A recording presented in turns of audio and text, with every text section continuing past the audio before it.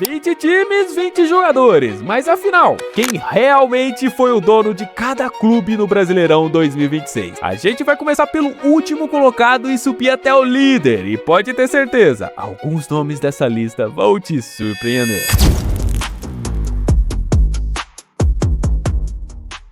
Começando pelo Lanterna, a Chape vem fazendo uma campanha complicada e tem uma das piores defesas do campeonato. Mas mesmo em uma temporada dessas, um jogador conseguiu aparecer. E ele já marcou mais gols no Brasileirão do que muita gente esperava. E é um dos poucos nomes ofensivos que realmente conseguiu se destacar. Walter Clark. Vasco tá brigando para escapar do rebaixamento, mas tem um jogador que conseguiu aparecer justamente quando o time mais precisava. Ele já balançou as redes algumas vezes e, além de marcar, também virou uma peça importante no meio de campo. E tem um detalhe, ele chegou ao clube sem ser tratado como uma grande estrela. Thiago Mendes, Remo. E aqui temos dois atacantes que já chegaram a 5 gols no campeonato, mas existe um deles que vem aparecendo nos momentos mais importantes. Inclusive, o Remo conseguiu arrancar um empate contra o Internacional no último lance da rodada. E quem marcou esse gol? Vitor Bueno. Mirassol. O Mirassol pode estar brigando na parte de baixo da tabela, mas existe um jogador que está tendo uma temporada completamente diferente da posição que ocupa. Ele não é centroavante, não é o jogador mais famoso do elenco, e mesmo assim virou um dos principais artilheiros do time. Igor Formiga. Internacional. O Internacional está tentando fugir da zona de rebaixamento e existe um jogador que virou uma das principais armas ofensivas do Colorado. E ele já marcou 6 gols no Brasileirão. E o mais curioso é que estamos falando de um jogador que atua pelos lados do campo. Carboneiro. Ele inclusive marcou o gol do Inter no empate contra o Remo e chegou ao 6º gol no campeonato. Grêmio. Agora temos um jogador que simplesmente está carregando o ataque do Grêmio.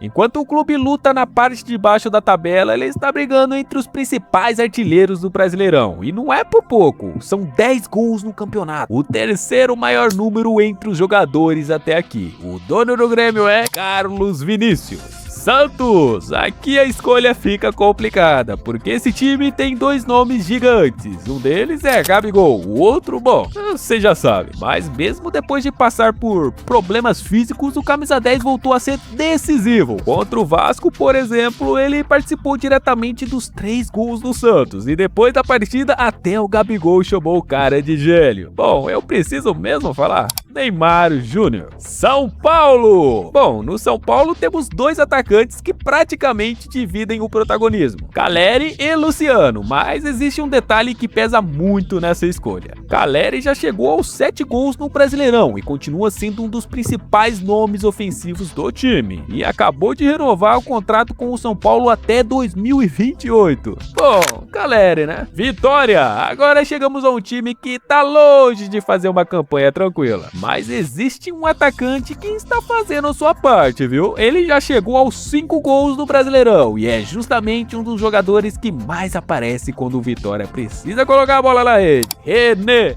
Botafogo! Aqui temos uma escolha bem complicada, porque o Botafogo tem o Arthur Cabral, tem Danilo, tem Matheus Martins, e um deles conseguiu algo muito importante, virou peça-chave no meio de campo, marcou gols e ainda chegou a ser convocado para a seleção brasileira. E não estamos falando de atacante, estamos falando de Danilo. Ele já marcou 7 gols no Brasileirão e foi apontado como peça-chave do Botafogo desde a chegada de Martim Anselmi. O Coritiba tem um dos ataques mais eficientes dessa edição e ele não precisa de dezenas de oportunidades para aparecer não. Quando a bola chega, ele resolve. São 8 gols no Brasileirão e isso coloca esse jogador entre os maiores artilheiros da competição. O dono do Coritiba é Breno Lopes.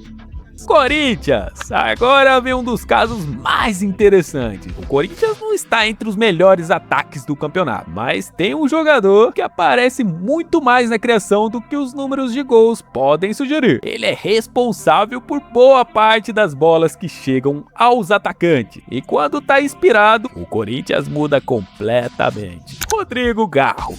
Atlético Mineiro. O Atlético tem vários jogadores importantes, mas um atacante conseguiu se destacar principalmente pela capacidade de aparecer no último terço. E tem uma curiosidade, ele já foi escolhido como o melhor jogador em campo em uma partida importante do campeonato. Thomas Coelho. O argentino foi eleito melhor em campo no empate contra o Bahia e vem aparecendo entre os principais nomes ofensivos do Galo. Bragantino. Agora chegamos a um time que está fazendo uma campanha acima do que muita gente esperava. E o principal nome ofensivo talvez não seja aquele que você imaginou. Ele é o artilheiro do Bragantino no campeonato, 5 gols, mas também tem participação importante na construção ofensiva. Isidro Pita. Bahia. O Bahia está entre os melhores times do campeonato, mas o mais curioso aqui é que o principal goleador do time é um lateral. Sim, um lateral esquerdo. Ele já marcou 7 gols no Brasileirão e ainda tem assistência. Luciano Juba. O camisa 46 virou um dos grandes protagonistas do Bahia e está vivendo a temporada mais goleadora da carreira. Cruzeiro. Agora começa a parte pesada. O Cruzeiro tá no G5 e aqui temos um jogador que pode decidir uma partida com um passe, uma assistência ou uma jogada individual. Ele lidera a avaliação do próprio Cruzeiro no Brasileirão, segundo ao FUTMOB, e tem uma média de atuação superior à de todos os companheiros. Matheus Pereira. Fluminense. O Fluminense está entre os 4 melhores e tem um jogador que simplesmente não para de marcar. São 9 gols no Brasileirão. Isso coloca ele entre os 4 melhores artilheiros da competição. E olha que interessante, ele está fazendo isso em um time que não depende apenas de um centroavante para criar jogadas. O dono do Fluminense é John Kennedy. Atlético Paranaense. Agora ficou sério, meu amigo. Terceiro colocado. E aqui temos o atual artilheiro do Brasileirão. Um atacante colombiano que simplesmente não para de decidir. São 14 gols. E em uma das últimas partidas do campeonato, ele marcou 2 vezes contra o Santos. Kevin Viveiros. Flamengo. Vice-líder e melhor ataque do campeonato. E um atacante que está empatado na artilharia. São 14 gols, mas ainda algo mais impressionante. No primeiro turno, ele foi considerado o melhor jogador do Brasileirão pela nota de impacto. E mesmo depois de alguns probleminhas físicos, continuou decidindo.